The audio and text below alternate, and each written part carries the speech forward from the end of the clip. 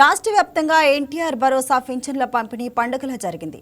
ఉదయమే స్వర్ణగ్రామ వార్డు సచివాలయ ఉద్యోగాలు లబ్ధిదారుల ఇళ్లకు వెళ్లి పెన్షన్లు అందించారు. పలుచోట్ల మంత్రులు, ఎమ్మెల్యేలు స్వయంగా లబ్ధిదారులకు పింఛన్లను పంపిణీ చేశారు. విజయనగరం జిల్లా పలాస మండలం రామకృష్ణాపురంలోని లబ్ధిదారులకు కేంద్ర మంత్రి రామ్మోహన్ నాయుడు ఎన్టీఆర్ భరోసా నగదును అందించారు. వృద్ధులు, వికలాంగులు, ఒంటరి మహిళలకు ఎన్టీఆర్ భరోసా పథకంతో కూటమి ప్రభుత్వం చేయూత అందిస్తుందని తెలిపారు.